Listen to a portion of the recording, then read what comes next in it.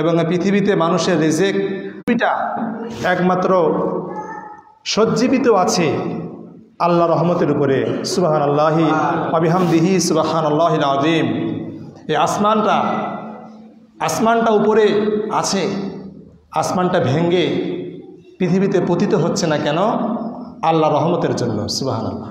এটা আল্লাহই আটকে রেখেছেন যে আসমানের মধ্যে কোনো খুঁটি নাই, আসমানের মধ্যে কোনো পিলার দেওয়া নেই, এই শূন্যের উপরে আসমানটা ভেসে আছে। কার হুকুমে বলেন? আল্লাহর হুকুমে। সম্মানিত উপস্থিতি, আল্লাহ রহমত থেকে নিরাশ তারাই হয় যারা কাফের, অবিশ্বাসী, মুশরিক, বেঈমান, তারাই কেবলমাত্র আল্লাহ রহমত থেকে নিরাশ হতে পারে, তাছাড়া কেউ নিরাশ হতে পারে না। সম্মানিত উপস্থিতি, যুগে যুগে প্রত্যেক নবী এবং রাসূল তারাও তাদের দোয়ার মধ্যে একটা দোয়া এটাও করেছেন যে হে আমার রব, তুমি আমাকে তোমার রহমতের মধ্যে শামিল করে নাও, তুমি আমাকে তোমার বরকতের মধ্যে, তোমার নিয়ামতের মধ্যে, তোমার অনুকম্পার মধ্যে, তোমার দয়ার মধ্যে আমাকেও শামিল করে নাও। সম্মানিত উপস্থিতি, আল্লাহ রহমত থেকে নিরাশ হওয়া যাবে না, সর্বদা আল্লাহ রহমতের আশা করতে হবে। আল্লাহ রহমতের আশা যদি কোনো ব্যক্তি না করে, ওই ব্যক্তির উপরে আল্লাহ রহমত নাজিল হবে না। সম্মানিত উপস্থিতি, এবার আসুন আমরা পবিত্র কোরআনুল কারীম থেকে জানব যে এই রহমত সম্পর্কে আল্লাহ তাআলা কি বলেছেন। সূরা জুমার ৩৯ নম্বর সূরার আল্লাহ পাক রব্বুল আলামিন এখানে বলছেন ৪৩ নম্বর আয়াতের মধ্যে, সূরা জুমারের ৫৩ নম্বর আয়াতের মধ্যে আল্লাহ পাক রব্বুল আলামিন সারা পৃথিবীর আল্লাহর যত বান্দা আছে, বান্দি আছে, সবাইকে উদ্দেশ্য করে আল্লাহ তাআলা বলছেন। আল্লাহ কি বলছেন?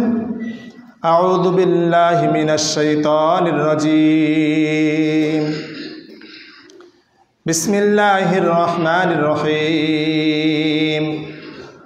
قل يا عبادي الذين أسرفوا على أنفسهم لا تقنطوا من رحمة الله إن الله يغفر الذنوب جميعا إنه هو الغفور الرحيم। আল্লাহ তাআলা বলছেন, কুল, হে নবী আপনি বলেন, ইয়া ইবাদিয়াল্লাযীনা, হে আমার বান্দাগণ। আল্লাহ বলছেন, হে নবী আপনি মানুষকে বলেন, হে আমার বান্দাগণ, যারা আমি আল্লাহ আমার বান্দা, আমি তোমাদেরকে সৃষ্টি করেছি, আমি তোমাদেরকে রিজিক দিয়েছি, আমি তোমাদেরকে থাকার জন্য দুনিয়া নামক এই পৃথিবী নামক স্থানটাকে নির্বাচিত করেছি। হে আমার বান্দারা শোনো, আসরাফু আলা আনফুসিহিম, যারা তোমরা নিজেদের আত্মার উপরে জুলুম করেছো, পাপের কাজ করেছো, অন্যায় করেছো, অবিচার করেছো নিজের প্রতি, শোনো, লা তাকনাতু মির রাহমাতিল্লাহ, তোমরা আল্লাহর রহমত থেকে কখনো নিরাশ হবে না। সুবহানাল্লাহ। আল্লাহ বলছেন, বান্দা নিজের উপর বাড়াবাড়ি করেছো, অত্যাচার করেছো, পাপ করেছো, ইসরাফ করেছো, লা তাকনাতু মির রাহমাতিল্লাহ, আমি আল্লাহ আমার রহমত থেকে হতাশ হবে না, নিরাশ হবে না, আমার রহমত তোমার উপরে আছে। সুবহানাল্লাহি ওয়া বিহামদিহি সুবহানাল্লাহিল আযীম। আল্লাহ বলছেন, বান্দা শোনো, ইন্নাল্লাহা ইয়াগফিরুয যুনুবা জামিআ, নিশ্চয়ই আল্লাহ সমস্ত গুনাহ ক্ষমা করে দিবেন। ইন্নাল্লাহ, নিশ্চয়ই আল্লাহ, ইয়াগফিরুয যুনুবা জামিআ, যত পাপ আছে সমস্ত পাপ আল্লাহ তাআলা ক্ষমা করে দিবেন। ইন্নাহু হুয়াল গফুরুর রহিম, নিশ্চয়ই আল্লাহ হচ্ছেন মহা ক্ষমাশীল, পরম দয়ালু। আল্লাহ হচ্ছেন মহা ক্ষমাশীল, পরম দয়ালু। তার এত দয়া আছে যেটা মানুষ হিসাব করতে পারবে না। সম্মানিত উপস্থিতি, ইবনে আব্বাস রাদিয়াল্লাহু তাআলা আনহুমা থেকে বর্ণিত হাদিস, তিনি বলেন, কিছু কিছু লোক ছিল আল্লাহর নবীর জামানায় যারা অনেক মানুষকে হত্যা করেছিল, খুন করেছিল, মার্ডার করেছিল। এবং আরও অনেক লোক ছিল যারা জেনা করেছিল। তারা এত পাপ করেছে, এত জেনা করেছে, এত পরিমাণ তারা বেভিচার করেছে, মানুষকে খুন করেছে, হত্যা করেছে। তারা রাসূল সাল্লাল্লাহু আলাইহি ওয়াসাল্লামের কাছে এসে বলল, ইয়া রাসূল আল্লাহ, আপনি তো খুবই সুন্দর একটা জীবন ব্যবস্থার দাওয়াত দেন, ধর্মের দাওয়াত দেন, তা তো খুবই চমৎকার। তবে চিন্তার বিষয় হলো, আমরা তো এতগুলো লোক জঘন্য পাপের কাজ করেছি, অনেক মানুষকে হত্যা করে ফেলেছি, অনেক জেনা করেছি, প্রচুর পাপ করেছি। আমরা যদি ইসলাম গ্রহণ করি, আল্লাহ পাক রব্বুল আলামিন কি আমাদের এই পাপগুলো মাফ করবেন? আমরা যদি ইসলাম গ্রহণ করি, আমরা বিগত যত পাপ করেছি, অন্যায় করেছি, মানুষকে অন্যায়ভাবে হত্যা করেছি, বেভিচার করেছি, জেনা করেছি, খারাপ কাজ করেছি, ইসলাম গ্রহণ করলে কি আল্লাহ তাআলা আমাদের এ সমস্ত পাপ কি ক্ষমা করে দিবেন? যখন আল্লাহ রসুলকে এই প্রশ্ন করা হলো, তখনই আল্লাহ পাক রব্বুল আলামিন নাজিল করলেন সূরা জুমারের 53 নম্বর আয়াত। সুবহানাল্লাহ। আল্লাহ বলছেন, ইয়া ইবাদিয়াল্লাযীনা আসরাফু আলা আনফুসিহিম, হে আমার বান্দারা শোনো, যারা নিজেদের প্রতি অত্যাচার করেছো, অবিচার করেছো, পাপ করেছো, সীমালঙ্ঘন করেছো, যতই পাপ করো না কেন আমার কাছে ক্ষমা চাও। লা তাকনাতু মির রাহমাতিল্লাহ, আমার রহমত থেকে তোমরা নিরাশ হবে না। বলুন সুবহানাল্লাহ। আমার রহমত অনেক বেশি। সারা পৃথিবীতে যত ফোঁটা পানি আছে, প্রত্যেক ফোঁটা পানির চাইতেও আমার রহমত অনেক কোটি কোটি গুণ বেশি। সুবহানাল্লাহ। সারা পৃথিবীতে যতগুলো বালু আছে, বালুকণা আছে, যত পাথর আছে, সমস্ত কিছুর চাইতে আমি আল্লাহ, আমার রহমত অনেক বেশি। তোমরা হতাশ হবে না, চিন্তা করবে না, নিরাশ হবে না। আমি আল্লাহ তাআলা সমস্ত গুনাহ ক্ষমা করতে পারি। নিশ্চয় আমি হচ্ছি পরম করুণাময়, আমি হচ্ছি অতীব দয়ালু। আমার কাছে আসো, ইসলাম গ্রহণ করো, 1 সেকেন্ডের মধ্যে আমি আল্লাহ তোমাদের সমস্ত গুনাহ ক্ষমা করে দিয়ে দিব। সম্মানিত উপস্থিতি, হাদিসের মধ্যে আছে, পৃথিবীতে যত মানুষ আছে, যত মানুষ মারা গেছে, আদম আলাইহিস সালাম থেকে শুরু করে আজ পর্যন্ত সমস্ত মানুষ যদি কবর থেকে উঠে, বর্তমান যত মানুষ আছে পৃথিবীতে, সমস্ত মানুষ যদি একটা মাঠের মধ্যে একত্রিত হয়, যত মানুষ আসবে, ওই মানুষগুলোও যদি একটা মাঠে একত্রিত হয় এবং সারা পৃথিবীর যত পশু পাখি আছে, জীব জন্তু আছে, আল্লাহর সৃষ্টি আছে, সবাই যদি একটা মাঠে একত্রিত হয়ে আল্লাহর কাছে চায়, আল্লাহ তাআলা তাদেরকে যদি সব কিছু দিয়ে দেয়, তারপরেও আল্লাহর ভান্ডার থেকে এতটুকু কমে যাবে না। সুবহানাল্লাহ। সারা পৃথিবীর মানুষের চাহিদা পূরণ হবে, জীবজন্তুর চাহিদা পূরণ হবে। মানুষ চাইতে চাইতে চাইতে চাইতে মানুষের চাওয়া পাওয়া শেষ হয়ে যাবে, আল্লাহ তাআলাও সব দিবে, মানুষ স্বয়ং সম্পূর্ণ হবে। সব কিছুর পরেও আল্লাহর রহমত, আল্লাহর অনুকম্পা, আল্লাহর দয়া, আল্লাহর ভান্ডার থেকে 1 ইঞ্চি পরিমাণ কমে যাবে না। বলুন সুবহানাল্লাহ। সাগর থেকে পানি নিলে কি পানি কমে যায়? যায় না। আগুন জ্বলে, আগুন থেকে যদি আগুন ট্রান্সফার করেন, আগুন কি কমে যায়? যায় না। একটা মোমবাতি জ্বালিয়ে রাখলে সেখান থেকে যদি 1 কোটি মোমবাতিতে আপনি আগুন ধরান, ওই প্রথম মোমবাতির কি আগুন শেষ হবে ভাই? আল্লাহ রহমত তার চেয়েও বেশি। বলুন সুবহানাল্লাহ। যত নবী রাসূল ছিলেন, সমস্ত নবী রাসূল আল্লাহর কাছে রহমত চেয়েছেন, দয়া চেয়েছেন, ক্ষমা চেয়েছেন। সমস্ত নবী রাসূলদের দোয়া আছে। আমি সমস্ত নবী রাসূলদের দোয়া আপনাদের সামনে বলতেছি না, বলতে গেলে আমার সময় চলে যাবে। একজন মাত্র নবী আইয়ুব আলাইহিস সালাতু ওয়াস সালাম, তার কথা আল্লাহ বলছেন সূরা আম্বিয়া 21 নম্বর সূরা 83 নম্বর আয়াত। আল্লাহ তাআলা কি বলছেন দেখেন, ওয়া আইয়ুবা ইয নাদা রাব্বাহু আন্নী মাসসানিয়াদ-দুররু ওয়া আনতা আরহামুর রাহিমিন। আল্লাহ বলছেন স্মরণ করো, ওয়া আইয়ুবা ইয নাদা রাব্বাহু, আইয়ুব আলাইহিস সালাতু ওয়াস সালাম যখন তার রবকে ডাক দিলেন, যখন তার রবকে ডেকে বললেন, আন্নি মাসানিয়াদ-দুররু, আমি তো দুঃখ কষ্টে পড়ে গেছি, আমি তো কঠিন রোগের মধ্যে পড়ে গেছি। আইয়ুব আলাইহিস সালামের একটা রোগ ছিল, ভয়ঙ্কর একটা রোগ ছিল, যে রোগটা ভালো হয় নাই। 18 বছর যাবৎ এই রোগটা তার গায়ে ছিল। কত বছর? 18 বছর। অনেকে অনেক কিছু বলেছেন। আল্লাহ পাক রব্বুল আলামিন এখানে বলছেন, ওয়া আইয়ুবা ইয নাদা রাব্বাহু আন্নী মাসানিয়াদ-দুররু। আইয়ুব আলাইহিস সালাতু ওয়াস সালামের শরীরে চর্মরোগ হয়েছিল, তার শরীরের চামড়াগুলো পচে পচে গিয়েছিল। তিনি হতাশ হন নাই, আল্লাহর রহমত থেকে নিরাশ হন নাই। তিনি দোয়া করেছেন, আন্নী মাসানিয়াদ-দুররু, হে আমার প্রতিপালক, তুমি তো আমাকে সৃষ্টি করেছো, তুমি দেখো আমি দুঃখে কষ্টে পতিত হয়েছি, আমি জটিল রোগে আক্রান্ত হয়ে গেছি, দুরারোগ্য ব্যাধিতে আমি আক্রান্ত হয়ে গেছি। ওয়া আনতা আরহামুর রাহিমিন, আপনি হচ্ছেন সর্বশ্রেষ্ঠ দয়ালু। আপনি কি সর্বশ্রেষ্ঠ দয়ালু? তাফসিরের মধ্যে জানা যায় যে আইয়ুব আলাইহিস সালাতু ওয়াস সালামের শরীরে একটা রোগ ছিল, এমন একটা রোগ ছিল যেটা মারাত্মক একটা রোগ, যেটাকে আরবিতে জুজাম বলা হয় অথবা আসকাম বলা হয়। এই জন্য এই যে 2019 সালে করোনা ভাইরাস চলে গেল কিনা বলেন?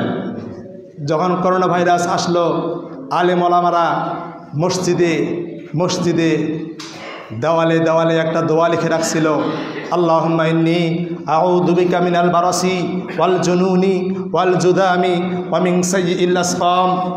কি দোয়াটা আপনারা মুখস্থ করেন নাই?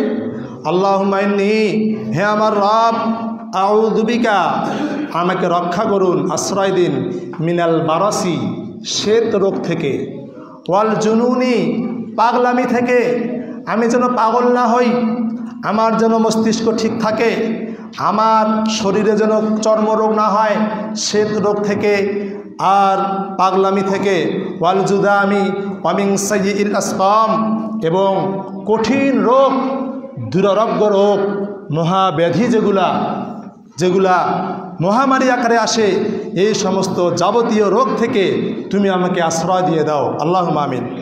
এই দোয়াটা আমাদের প্রত্যেক সালাতের পরে পড়া উচিত, ঠিক কিনা বলেন? দোয়াটা হচ্ছে আল্লাহুম্মা ইন্নী আউযু বিকা মিনাল বারাসি ওয়াল জুনুনি ওয়াল জুদামি ওয়া মিন সাইয়্যিল আসকাম। এই দোয়াটা আমরা পড়ব ইনশাআল্লাহ। বলেন, আইয়ুব আলাইহিস সালাতু ওয়াস সালাম তিনি এমন অসুস্থ ছিলেন, হাদিসে এসেছে রাসূল সাল্লাল্লাহু আলাইহি সাল্লাম বলেছেন, আল্লাহ নবী আইয়ুব আলাইহিস সালাতু ওয়াস সালাম 18 বছর যাবৎ এই রোগে আক্রান্ত ছিলেন। আল্লাহু আকবার। কত বছর বলেন? 18 বছর। তিনি 18 বছর মারাত্মক বিপদ আপদ মুসিবতে পতিত ছিলেন। অবস্থা এমন হয়েছিল যে তার পরিবারের লোক তাকে ছেড়ে চলে গিয়েছিল, তার বন্ধু বান্ধব, এলাকাবাসী, আত্মীয় স্বজন সবাই তাকে ছেড়ে চলে গিয়েছিল। মাত্র 2 জন ছিল তার সাথে। কয়জন? 2 জন তার প্রিয় ব্যক্তি ছিল। সকালবেলা এবং সন্ধ্যাবেলা তারা আইয়ুব আলাইহিস সালাতু ওয়াস সালামের খোঁজখবর নিত। তাছাড়া তার পরিবারের, তার আশপাশের বন্ধু বান্ধব, আত্মীয় স্বজন সবাই চলে গিয়েছিল, তাকে ফেলে চলে গিয়েছিল।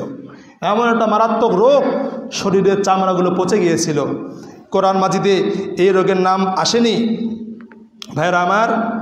তারপরে রাসূল সাল্লাল্লাহু আলাইহি সাল্লাম তিনি বলছেন, ওই 2 জন লোক, তাদের মধ্যে একজন আলোচনা করতেছে, শোনো, আইয়ুব অবশ্যই এমন কোনো পাপ করছে যে পাপের কারণে আল্লাহ তাকে এই রোগ দিয়েছে।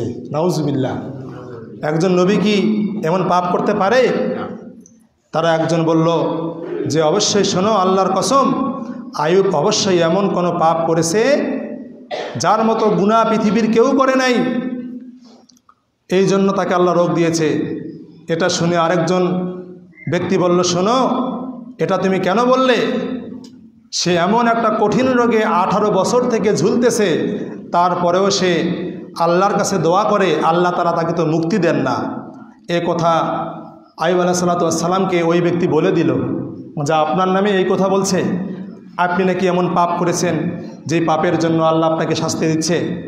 সম্মানিত উপস্থিতি, আইয়ুব আলাইহিস সালাম বলছেন, আমি জানি না তুমি কি বলছো, তবে আল্লাহ জানেন, পূর্বে আমি কখনো কখনো ঝগড়ায় লিপ্ত দুজন ব্যক্তির পাশ দিয়ে যাওয়ার সময় এটাও শুনতাম যে তারা আল্লাহর কথা বলে বলে নিজেদের মধ্যে ঝগড়া করছে। তখন আমি বাড়ি ফিরে তাদের পক্ষ থেকে কাফারা আদায় করতাম। সুবহানাল্লাহ বলেন। রাস্তায় মানুষ ঝগড়া করে, আইয়ুব আলাইহিস সালাম বাড়িতে ওই ঝগড়াদার ব্যক্তির পক্ষ থেকে কাফারা আদায় করতেন। কত ভালো মানুষ ছিলেন দেখেন ভাইরা আমার। তিনি বলছেন এই ভয়ে যে তারা হক ছাড়া অন্য কোনোভাবে আল্লাহর নাম উচ্চারণ করেনি। তো ঘটনা বর্ণনা করতে করতে রাসূলুল্লাহ সাল্লাল্লাহু আলাইহি সাল্লাম বললেন, আইয়ুব আলাইহিস সালাম তার প্রাকৃতিক কাজে বাইরে বের হতেন। তিনি পেশাব পায়খানা করার জন্য, ইস্তেঞ্জা করার জন্য বাইরে বের হতেন। কাজ করার পর তার স্ত্রী তার হাত ধরে নিয়ে আসতেন। তার একজন স্ত্রী ছিল, সেই স্ত্রী তাকে নিয়ে যেতেন আবার নিয়ে আসতেন। তিনি অসুস্থ ছিলেন খুবই, তাকে কেয়ার করার জন্য একজন স্ত্রী তার সঙ্গে ছিল। সম্মানিত উপস্থিতি, রাসূল সাল্লাল্লাহু আলাইহি সাল্লাম বলছেন যে একদিন তিনি প্রাকৃতিক কাজে বাইরে গেলেন, আসার সময় তার স্ত্রী তাকে একখানে বসিয়ে রেখে কোথাও গিয়েছেন। অতঃপর আল্লাহ পাক রব্বুল আলামিন বলছেন, উরকুত বিরিজিলিক হাযা মুগতাসিলুম বারিদুন ওয়া শারাব।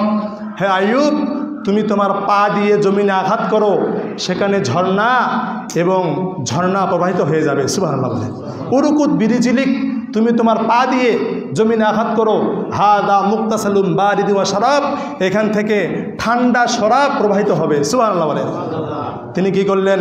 আইয়ুব আলাইহিস সালাম তিনি পা দিয়ে জমিনে আঘাত করলেন, সেখানে গোসলের জন্য সুশীতল পানি এবং খাওয়ার পানি বের হতে লাগলো। সুবহানাল্লাহ বলেন। তিনি সেই পানিতে গোসল করলেন। গোসল করার সাথে সাথে তার শরীরের সমস্ত রোগ, সমস্ত চর্মরোগ বা যেই রোগ ছিল আল্লাহু আলাম, ওই রোগ থেকে তিনি মুক্তি লাভ করলেন। আলহামদুলিল্লাহি রাব্বিল আলামিন। তার স্ত্রী আসলেন। স্ত্রী এসে চিনতে পারেন না ইনি আবার কোন লোক বসে আছে। স্ত্রী আইয়ুব আলাইহিস সালামকে বলছেন, হে ব্যক্তি শোনো, এখানে একজন নবী বসেছিল আইয়ুব নাম, ওই লোকটা কোথায়? তোমার মতো দেখতে, তোমার মতোই কিছুটা চেহারা, ওই বিপদগ্রস্ত আল্লাহর নবীকে কি আপনি দেখেছেন? ভাইরা আমার, তার স্ত্রী তাকে চিনতে পারেননি, কারণ তিনি এত সুন্দর হয়ে গিয়েছিলেন। সুবহানাল্লাহ। সম্মানিত উপস্থিতি, আইয়ুব আলাইহিস সালামের যাবতীয় মুসিবত দূর হয়ে তিনি পূর্বের মতো সুন্দর হয়ে গিয়েছিলেন। সুবহানাল্লাহ। যখন তিনি প্রশ্ন করলেন, আইয়ুব আলাইহিস সালাম বলছেন, হে স্ত্রী শোনো, আমি হচ্ছে আইয়ুব, আমি হচ্ছে সেই ব্যক্তি তুমি যাকে খুঁজে বেড়াচ্ছ। সুবহানাল্লাহ। সম্মানিত উপস্থিতি, আইয়ুব আলাইহিস সালামের বাড়ির উঠান ছিল দুইটা। কয়টা উঠান ছিল বলেন? দুইটা উঠান ছিল। আল্লাহ পাক রব্বুল আলামিন আসমান থেকে 2 খণ্ড মেঘ পাঠালেন। এক খণ্ড মেঘ সে গমের উঠোনে এমনভাবে সারণে ফেলল, সেটি আপনার পূর্ণ হয়ে গেল। বলুন সুবহানাল্লাহ। তিনি ওগুলোতে গম শুকাতেন। 2 খণ্ড মেঘ আসলো। এক খণ্ড মেঘ থেকে আইয়ুব আলাইহিস সালামের একটা উঠানের মধ্যে মেঘ থেকে সোনা পড়তে লাগলো, স্বর্ণরূপা পড়তে লাগলো। সুবহানাল্লাহ। পরে পরে তার উঠানটা ভর্তি হয়ে গেল। আরেকটা মেঘের খণ্ড আসলো। ওই মেঘের খণ্ড থেকে আরেকটা উঠানের মধ্যে আল্লাহ পাক রব্বুল আলামিন রূপার বৃষ্টি নাজিল করলেন। সুবহানাল্লাহি ওয়া বিহামদিহি সুবহানাল্লাহিল আযীম। এভাবে তার 2টি আঙ্গিনা, একটি সোনা একটি রূপা দিয়ে আল্লাহ তাআলা ভরাই দিয়ে দিলেন। বলুন সুবহানাল্লাহ। সম্মানিত উপস্থিতি, এই যে আইয়ুব আলাইহিস সালাম তিনি আল্লাহর কাছে দোয়া করেছিলেন, আল্লাহ আপনি হচ্ছেন শ্রেষ্ঠ দয়ালু। তিনি যখন দয়া চাইলেন, আল্লাহ তাআলা তার উপর দয়া করলেন। সুবহানাল্লাহ। আল্লাহ বলছেন, ফাস্তাজাবনা লাহু ফাকাশাফনা মা বিহি মিন দুররিন ওয়া আতাইনাহু আহলাহু ওয়া মিথলাহুম মাআহুম রাহমাতাম মিন ইনদিনা ওয়া যিকরা লিল আবিদিন। আল্লাহ বলছেন, ফাকাশাফনা লাহু, আমি তার ডাকে সাড়া দিলাম, তার দুঃখ কষ্ট আমি দূর করে দিলাম। মা বিহি মিন দুররিন ওয়া আতাইনাহু আহলাহু ওয়া মিথলাহুম মাআহুম। আল্লাহ বলছেন, আমি তাকে তার পরিবার পরিজন এবং তাকে আরও অনেক কিছু তাকে আমি ফিরিয়ে দিলাম। সুবহানাল্লাহ বলেন। আইয়ুব আলাইহিস সালামের কাছ থেকে তার পরিবার যে চলে গিয়েছিল, তার ছেলে মেয়ে আত্মীয় স্বজন সবাই আবার ফিরে আসলো এবং আল্লাহ তাআলা তার উপরে রহমত নাজিল করলেন। আল্লাহ বলছেন, ওয়া যিকরা লিল আবিদিন, যারা ইবাদতকারী, যারা আল্লাহর ইবাদত করে তাদের জন্য আইয়ুব আলাইহিস সালাতু ওয়াস সালামের এই ঘটনার মধ্যে উপদেশ রয়েছে। কি রয়েছে? উপদেশ রয়েছে। আল্লাহ পাক রব্বুল আলামিন তাকে সোনা দিয়ে রূপা দিয়ে আল্লাহ তাকে অনেক বড়লোক করেছিলেন। বলেন সুবহানাল্লাহ। সম্মানিত উপস্থিতি, ইমানদার ব্যক্তি আল্লাহর কাছে রহমত চাবে। আল্লাহ পাক রব্বুল আলামিন সূরা ইমরানের ৮ নম্বর আয়াতে বলছেন, আউযু বিল্লাহি মিনাশ শাইতানির রাজিম, রব্বানা লা তুযিগ কুলুবানা বা'দা ইয হাদাইতানা ওয়া হাব লানা মিন লাদুনকা রাহমাহ ইন্নাকা আনতাল ওয়াহ্হাব। ইমানদার ব্যক্তি যারা তারা কি বলবে?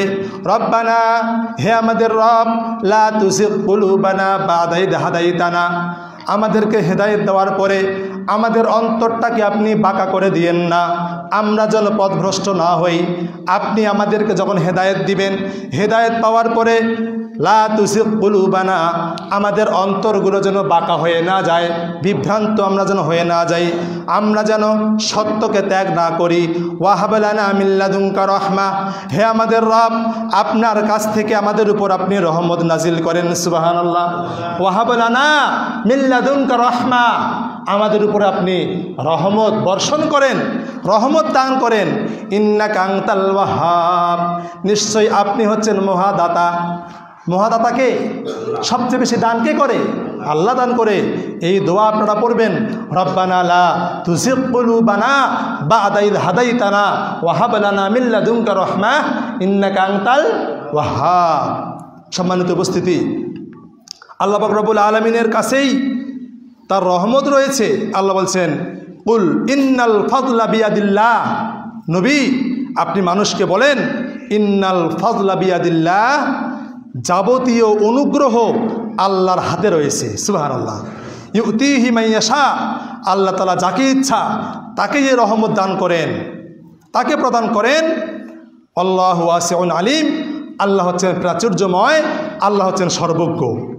সম্মানিত উপস্থিতি, আল্লাহ পাক রব্বুল আলামিন বলছেন, ওয়া রাহমাতি ওয়াসিআত কুল্লা শাই, আমার রহমত, আমার দয়া পৃথিবীর প্রত্যেকটা বস্তুতে পরিব্যাপ্ত হয়ে আছে। আল্লাহু আকবার।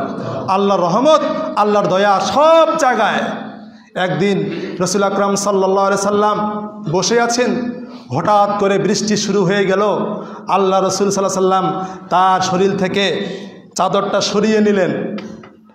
যখন চাদরটা সরিয়ে নিলেন, আল্লাহ রসুলের খালি গায়ে আসমানের বৃষ্টি টপ টপ করে পড়তেছে। সাহাবীরা বলল, হে আল্লাহর নবী, বৃষ্টি আসলে তো মানুষ নিরাপদ আশ্রয়ে যায়, আপনি বৃষ্টিতে ভিজতেছেন, বৃষ্টি আপনার গায়ে পড়তেছে। তখন রাসূল আকরাম সাল্লাল্লাহু আলাইহি সাল্লাম বলছেন, শোনো, এই বৃষ্টি হচ্ছে আল্লাহর রহমত। বলুন সুবহানাল্লাহ। বৃষ্টি আল্লাহর কি রহমত। বৃষ্টিতে গোসল করা সুন্নাহ, এই বৃষ্টি হচ্ছে আমাদের উপরে, এগুলো আল্লাহর রহমত কিনা বলেন? রহমত। এবং হাদিসের মধ্যে আছে, যখন বৃষ্টি হয় তখন রহমত নাজিল হয়, তখন তোমরা দোয়া করো, বৃষ্টির সময় আল্লাহ তাআলা দোয়া কবুল করেন। আমরা কি করি? বৃষ্টির সময় একবারেই আমরা কাঁথার তলে ঢুকে একবারে কি করি? ঘুমাই। ফজরের সালাতে আসি না। বৃষ্টি আসলে একটু আবহাওয়া ঠান্ডা হয়, রহমত নাজিল হয়, আমরা কি করি? রহমতের ঘুম দেই একটা। কি ঘুম দেওয়া যাবে না? দোয়া করেন, বৃষ্টিতে ভিজেন, আল্লাহ রহমত নাজিল হচ্ছে। হাদিসের মধ্যে আছে, বৃষ্টি আসলে তোমরা বলবে, আল্লাহুম্মা সাইয়্যিবান নাফিআ, হে আল্লাহ, আপনি আমাদেরকে উপকারী বৃষ্টি দান করেন। কি বৃষ্টি? উপকারী বৃষ্টি, যে বৃষ্টি আসলে আমাদের উপকার হবে। ঠিক কিনা বলেন? বৃষ্টি উপকারীও আছে, অপকারীও আছে। বৃষ্টি বেশি হয়ে গেল, বন্যা হয়ে গেল, ঘর দুয়ার, হ্যাঁ, বাড়ি গাড়ি সব ভেসে গেল গা, এটা কি হলো? অপকারী বৃষ্টি। বৃষ্টি এসে ফসল নষ্ট হয়ে গেল, অপকারী বৃষ্টি। দোয়া করতে হবে, আল্লাহুম্মা সাইয়্যিবান নাফিআ। যখন বৃষ্টি থেমে যাবে তখন বলতে হবে, মুতিরনা বিফাজলিল্লাহি তাআলা, মুতিরনা বিফাজলিল্লাহি তাআলা, আল্লাহর রহমত এবং তার ফজলেই বৃষ্টি নাজিল হলো। বলুন সুবহানাল্লাহ। ভাই আমার, এই যে রহমত আল্লাহ রয়েছে, এই রহমত পৃথিবীর প্রত্যেকটা বস্তুতে পরিব্যাপ্ত হয়ে আছে। আল্লাহ পাক রব্বুল আলামিন আমাদের সবাইকে আল্লাহ রহমতের মধ্যে শামিল করুক। আল্লাহুম্মা আমিন বলেন। আল্লাহ পাক রব্বুল আলামিন যেন আমাদের সবাইকে রহমতের ছায়ায় আশ্রয় দান করে। আল্লাহুম্মা আমিন। আল্লাহ পাক রব্বুল আলামিন যেন কাল কিয়ামতের দিন কঠিন মুসিবতের সময়, কিয়ামতের দিন যেন তার রহমতের ভান্ডারে আমাদেরকে আবৃত করে। আল্লাহুম্মা আমিন বলেন সাল্লাল্লাহু আলাইহি ওয়াসাল্লাম।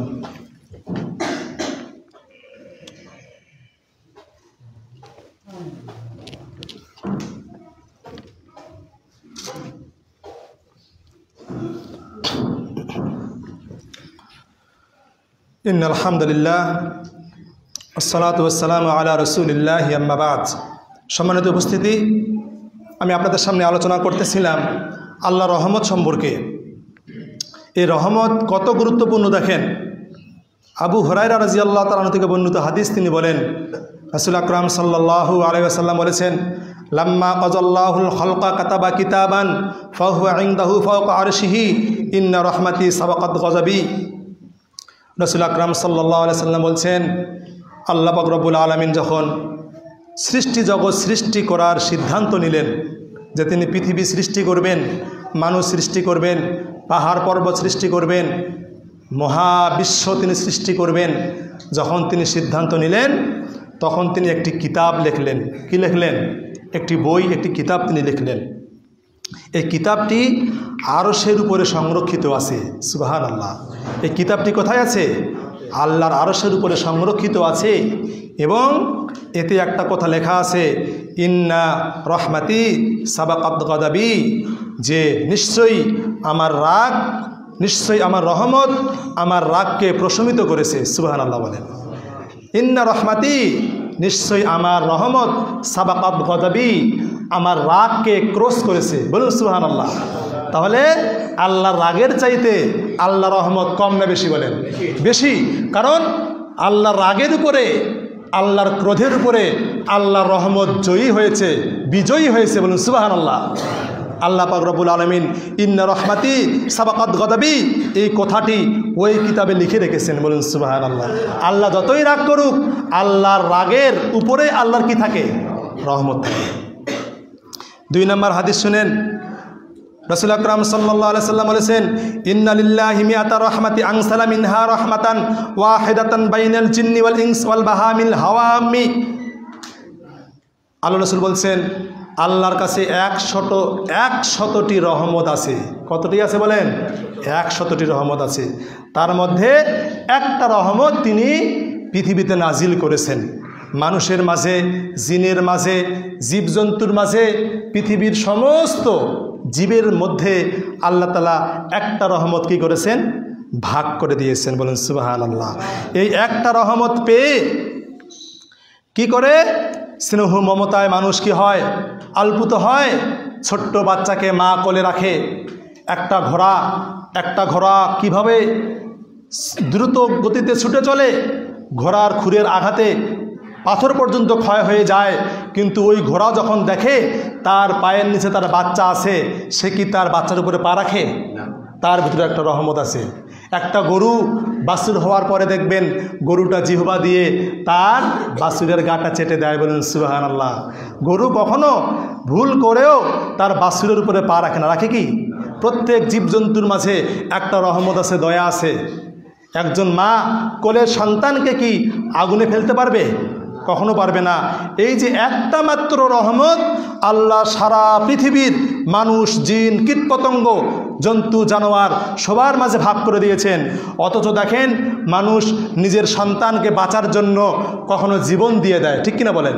নিজের সন্তানকে বাঁচার জন্য মানুষের মনে এত দয়া, মায়া, মমতা আছে, মানুষ নিজের সন্তানকে বাঁচার জন্য কখনো নিজের জানটাও দিয়ে দেয়।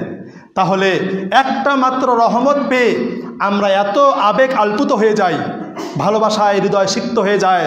সন্তানকে হেফাজত করি, ভালোবাসার বস্তুকে হেফাজত করি, ভালোবাসার জন্য জান দেই, ভালোবাসার জন্য খরচ করি, ভালোবাসার জন্য স্যাক্রিফাইস করি, ভালোবাসার জন্য আত্মত্যাগ করি, কত কিছুই না করি। যে আল্লাহর কাছে 99টি রহমত আছে। হাদিসের মধ্যে আছে আল্লাহ পাক রব্বুল আলামিন 99টি রহমত রেখে দিয়েছেন। এই 99টি রহমত দিয়ে তিনি কিয়ামতের মাঠে বান্দার মাঝে বিচার করবেন। বলেন সুবহানাল্লাহ। আল্লাহ কত যে আপনাকে আমাকে ভালোবাসে এটা আমরা জানি না। এতগুলো রহমত আল্লাহ 100% রহমত নিয়ে কিয়ামতের মাঠে আপনার আমার বিচার করবে। আল্লাহ তাআলা অনেক মানুষকে তার রহমতের উপরেই ডিপেন্ড করে জান্নাতে দিয়ে দিবেন, বলুন সুবহানাল্লাহ। সম্মানিত উপস্থিতি, এবার আসেন, রাসূল সাল্লাল্লাহু আলাইহি সাল্লাম বলেছেন, লাউ ইয়ালামুল মুমিনু মা ইনদাল্লাহ মিনাল উকুবাতি মা তামিআ বিজান্নাতিহি আহাদুন ওয়া লাউ ইউলামুল কাফিরু মা ইনদাল্লাহ মিনার রাহমাতি মা কানাতা মিন জান্নাতিহি আহাদ। সহিহ মুসলিম হাদিস নাম্বার 2755। এখানে বলা হচ্ছে, আল্লাহ রাসূল বলেছেন, আল্লাহর কাছে এত পরিমাণ শাস্তি আছে, এটা যদি কোনো ঈমানদার জানতো তাহলে কেউ আল্লাহর কাছে জান্নাতের আশাও করতো না। আল্লাহু আকবার।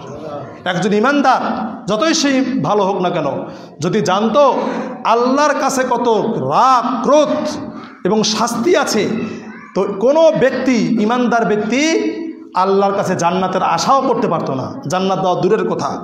অপরপক্ষে রসুল বলছেন, যদি কাফের ব্যক্তি জানতো, যারা আল্লাহকে অস্বীকার করে, তারা যদি জানতো আল্লাহর কাছে কি দয়া আছে, রহমত আছে, সে কখনোই জান্নাত থেকে নিরাশ হতো না, বলুন সুবহানাল্লাহ। ভাইরা আমার, অতএব আল ঈমানু বিল খাউফি ওয়ার রাজা বলা হয়ে থাকে, ঈমান হচ্ছে ভয় এবং আশার মাঝে ঈমান। ভয় এবং আশার মাঝে কি ঈমান। ভয় কিসের ভয়? জাহান্নামের ভয়, আল্লাহর ভয়। আপনার ভিতরে ভয় থাকতে হবে। 2 নাম্বার, আশা রাখতে হবে। কিসের আশা? জান্নাতের আশা, আল্লাহর রহমতের আশা। এই দুটা যদি কারোর মধ্যে না থাকে, তার ভিতরে ঈমান নেই। ভয় থাকবে, আশা থাকবে। ভাইরা আমার, এবার আসেন, রাসূল সাল্লাল্লাহু আলাইহি ওয়াসাল্লাম একটা কাহিনী বলেছেন, বহুদিন আগের একটা কাহিনী, ভালো করে শুনেন। বানী ইসরাঈলের যুগে একটা কাহিনী, একটা ঘটনা তিনি বলেছেন। হাদিসটি পাবেন মিশকাতুল মাসাবি হাদিস নাম্বার 2369। এখানে বলা হচ্ছে, রাসূল সাল্লাল্লাহু আলাইহি ওয়াসাল্লাম বলেছেন, রজুলুন, একজন ব্যক্তি ছিল, লাম ইয়ামাল খায়রান কত্তু, সে জিন্দেগিতে কোনো দিন কোনো ভালো কাজ করেনি। কি করে নেই? কোনো ভালো কাজ সে করতে পারে নাই। সারা জীবন পাপ করেছে, কোটি কোটি পাপ করেছে, একটাও সে ভালো কাজ করে নাই। নাউজুবিল্লাহ। লি আহলিহি ওয়া ফি রিওয়ায়াতিন আসরাফা রাজুলুন আলা নাফসিহি, সে এত পাপ করেছে, সে একদিন কি করলো? তার ছেলেদেরকে ডাকলো, তার পরিবারকে ডাকলো, তার ছেলেদেরকে ডেকে বলতেছে, শোনো, আউসা বানিহি, তার সন্তানদেরকে সে ওসিয়ত করতেছে, শোনো, ইদা মাতা, যখন আমি মারা যাব, ফাহাররিকুহু, তখন তোমরা আমার লাশটাকে আগুন দিয়ে পুড়ে ছাই করে দিবে। নাউজুবিল্লাহ বলেন। অনেকগুলো হাদিস আছে। একটা হাদিসে আছে, তোমরা আমার লাশটাকে এমনভাবে পুড়বে, আমার শরীরের গোস্ত ছাই হয়ে যখন হাড্ডিতে আগুন লাগবে, হাড্ডিগুলো যখন কয়লা হবে, ওই কয়লাগুলো তোমরা নিয়ে ওগুলো তোমরা গুঁড়া করবে, ওগুলো তোমরা কি করবে? পিষ্ট করবে, গুঁড়া করবে, ছাই বানাবে। আমাকে পুরার পর যে ছাইগুলো থাকবে, ওই ছাইগুলো 2 ভাগ করবে, 1 ভাগ পানিতে ফেলে দিবে, 1 ভাগ বাতাসে উড়িয়ে দিবে। হাদিসে অনেকভাবে এসেছে। এখানে বলা হচ্ছে, ফাহাররিকুহু, আমাকে আগুনে জ্বালিয়ে দিবে, সুম্মাসদু নিসফাহু ফিল বাহরি ওয়া নিসফাহু ফিল বাররি, তোমরা আমার শরীরে পুড়িয়ে আমি যখন ছাই হয়ে যাব, কয়লা হয়ে যাব, তোমরা আমার শরীরটাকে হাতুড় দিয়ে পিটিয়ে আমার কয়লাগুলোকে গুঁড়া করে ফেলবে। আল্লাহু আকবার। একেবারে ছাই করবে। তারপরে তোমরা অপেক্ষায় থাকবে কবে বাতাস উঠবে। যেদিন পূর্ব দিক থেকে বাতাস উঠবে, পাহাড়ের উপর উঠে তোমরা আমার লাশের ছাইগুলোকে বাতাসে উড়িয়ে দিবে। আল্লাহু আকবার বলেন। এটা ব্যতিক্রম একটা ওসিয়ত। এটা ওসিয়ত করে গেছেন তার সন্তানদের উপরে। কারণ লাইন কাদারাল্লাহু আলাইহি, যদি আল্লাহ তাআলা আমাকে ধরেন, লা ইউআযযিবান্নাহু আযাবান লা ইউআযযিবুহু আহাদান মিনাল আলামিন, আমি এত পাপ করেছি, এত অন্যায় করেছি, যদি আল্লাহ তাআলা আমাকে ধরে, আল্লাহ তাআলা আমাকে এত শাস্তি দিবে, যেই শাস্তি পৃথিবীর কাউকে আল্লাহ দিবে না। আল্লাহু আকবার বলেন। আল্লাহ তাআলা যদি আমাকে ধরেন, আল্লাহ আমাকে এত শাস্তি দিবেন, লাম ইউআযযিবান্নাহু আযাবান লা ইউআযযিবুহু আহাদান মিনাল আলামিন, সারা পৃথিবীর কোনো মানুষকে আল্লাহ এত শাস্তি দিবে না, আমি এত পাপের কাজ করেছি। অতপর কি হলো? রাসূল সাল্লাল্লাহু আলাইহি সাল্লাম বলছেন, ফালাম্মা মাতা, অতপর ওই ব্যক্তির মৃত্যু চলে আসলো। কি চলে আসলো? মৃত্যু চলে আসলো, সে মারা গেল, ইন্না লিল্লাহি ওয়া ইন্না ইলাইহি রাজিউন। বলেন ইন্না লিল্লাহি, বলেন ওয়া ইন্না ইলাইহি রাজিউন। এবার আসেন, মানুষ মারা যাওয়ার পরে তার পক্ষ থেকে 3টা কাজ অবশ্যই করতে হয়। তার জানাজা, দাফন কাফন, তার ওসিয়ত পূরণ করতে হবে, তার ঋণ শোধ করতে হবে। দাফন কাফন, ওসিয়ত, ঋণ। আপনার যদি বাবা মারা যায়, কেউ যদি মারা যায়, আপনি আগে তার দাফন কাফন করবেন, তারপরে ঋণ শোধ করবেন। আপনার বাবার ঋণ শোধ করতে যদি আপনার বাবার সমস্ত সম্পত্তি বিক্রি করা হয়, তারপর আগে ঋণ শোধ করতে হবে। আমি আপনাদেরকে একটা হাদিস বলেছি, আপনাদের খেয়াল আছে কিনা আমি জানি না। একজন লোকের জানাজার লাশ চলে আসছে, আল্লাহ রসুল বলছেন আমি এর জানাজা পড়াতে পারবো না। আল্লাহ রসুল চলে যাচ্ছেন, কারণ ওই ব্যক্তি ঋণ করে মারা গেছে, মানুষের কাছে ধার করছে, ধারের টাকা শোধ করে নাই। কথা বোঝা গেছে? তারপরে একজন সাহাবী বলছেন, হে আল্লাহ রসুল, আপনি তার জানাজা পড়াই দেন, আমি তার ঋণ শোধ করে দিব। সুবহানাল্লাহ। রসুল আপনি জানাজা পড়ান, একজন সাহাবী মারা গেছে, আমি তার ঋণ শোধ করব, আপনি তার জানাজা পড়ান। আচ্ছা, তুমি তার ঋণ শোধ করবে? হ্যাঁ আমি করব। ঠিক আছে, সবাই দাঁড়াও। জানাজার কাতার হলো, তিনি জানাজা পড়িয়ে দিলেন, লাশটা কবরে রাখা হলো। আল্লাহ রসুল সাল্লাল্লাহু আলাইহি ওয়াসাল্লাম পরের দিন ওই সাহাবীর বাড়িতে গেছে, যেই সাহাবী ঋণ শোধ করার জিম্মেদারি গ্রহণ করেছিল। যে বলছে, কি ব্যাপার, তুমি কি যে কালকে যে আমার দ্বারা জানাজা পড়াই নিছো, তুমি কি ওই মৃত ব্যক্তির ঋণ শোধ করছো? সে বলছে, আল্লাহ রসুল এই তো মারা গেল, কেবল গতকালই মারা গেল, শোধ করবো। কয় না, তুমি ঋণ শোধ করো। ঋণ শোধ করার কথা বলে আল্লাহর নবীর দ্বারা কি পড়াইছে? জানাজা পড়াইছে। তুমি ঋণ শোধ করো আগে। তিনি ঋণ শোধ করে দিছেন। আল্লাহ রসুল সাল্লাল্লাহু আলাইহি ওয়াসাল্লাম পরে আবার তার কাছে আসছেন, এসে বলছেন, চলে গেছেন তিনি আল্লাহ রসুল, পরে আবার আসছেন, কি ব্যাপার, তুমি কি তার ঋণ শোধ করছো? আল্লাহ রসুল, আমি একটু আগেই তার ঋণ শোধ করলাম। তখন রসুল বলছেন, শোনো, এখন তার শরীরের চামড়া ঠান্ডা হলো। আল্লাহু আকবার বলেন। অর্থাৎ ঋণ শোধের আগ পর্যন্ত তার কবরে দাউ দাউ করে আগুন জ্বলছিল। তুমি যে ঋণ শোধ করলা, এখন আমাকে জানানো হলো, আল্লাহ আমাকে জানাই দিল, এই মুহূর্তে তার কবরের আযাব ঠান্ডা হলো, তার শরীরের চামড়া ঠান্ডা হলো। বলুন সুবহানাল্লাহ। ঋণ মারাত্মক জিনিস, ঋণ করবেন না আমি বলছি আপনাদের। অনন্য উপায় না হলে, একেবারে নিরুপায় না হলে কেউ ঋণ করবেন না। হাদিসের মধ্যে আছে, যদি কোনো ইমানদার ব্যক্তির ঋণ থাকে, সে যদি শহীদও হয়, আল্লাহ তাআলা তার ঋণ মাফ করবেন না। 2 নম্বরে আছে, রসুল বলছেন, যদি কোনো ব্যক্তি মারা যায়, জান্নাতেও চলে যায়, কিন্তু ঋণ আছে, আল্লাহ তাআলা তার আত্মাটাকে আসমানে ঝুলিয়ে রাখে। ঋণ শোধ না করা পর্যন্ত তার আত্মা জান্নাতে ঢুকে না। নাউজুবিল্লাহ বলেন। অতএব ঋণ শোধ করবেন, ওসিয়ত পূরণ করতে হবে। পিতা যা বলেছে, যদি শরীয়ত সম্মত হয়, ইসলামিক মতো হয়, আপনি তার ওসিয়ত পূরণ করবেন। ভাইরা আমার, এবার আসেন, ফালাম্মা মাতা, লোকটা মারা গেল, ফালু মা আমারহুম, তার সন্তানরা সে যা বলেছে তাই করলো। আমারাল, তার শরীরটাকে চালিয়ে দিল, অর্ধেক ছাই বাতাসে, অর্ধেক ছাই পানিতে ফেলে দেওয়া হলো।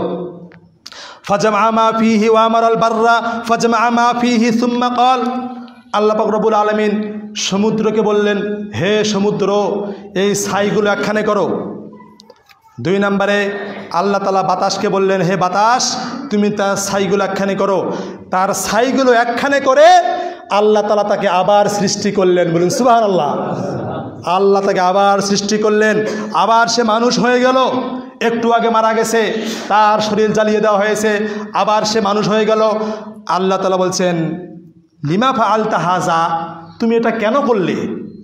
মানুষ মারা গেল তো কবরে যায়, তুমি এই কাজটা কেন করলে? কেন তোমার লাশটা জ্বালিয়ে পুড়িয়ে ছাই করা হলো বলো? ক্বালা, ওই ব্যক্তি বলল, মিন খাশিয়াতিকা, হে আমার রব, আপনার ভয়ে করেছি। বলুন সুবহানাল্লাহ। ইয়া রব ওয়া আনতা আ'লাম, হে রব, তুমি তো ভালো করেই জানো আমি তোমার ভয়ে করেছি। কারণ তোমার শাস্তির ভয় আমার ভিতরে চলে এসেছে। হাদিসে এসেছে ফাগফারা লাহ, আল্লাহকে যে সে ভয় করেছে এই জন্য আল্লাহ তাকে ক্ষমা করে দিয়ে দিলেন। বলুন না সুবহানাল্লাহ। সে একটাও ভালো কাজ কিন্তু করে নাই, শুধু আল্লাহর ভয়। সে একটা মূর্খ লোক ছিল, অশিক্ষিত লোক ছিল, আল্লাহর ভয় ছিল ভিতরে, মারা গেছে। না জানি আল্লাহ আমাকে ধরলে যে কি করবে, আল্লাহ তাকে ক্ষমা করে জান্নাতে দিয়ে দিয়েছে। বলেন সুবহানাল্লাহ। সম্মানিত উপস্থিতি, আমি এখানেই আলোচনা আজকে শেষ করলাম। আল্লাহ তাআলা আমাদের সবাইকে এই বিষয়গুলো বোঝার, আমল করার তৌফিক দান করুক। আল্লাহুম্মা আমিন বলেন।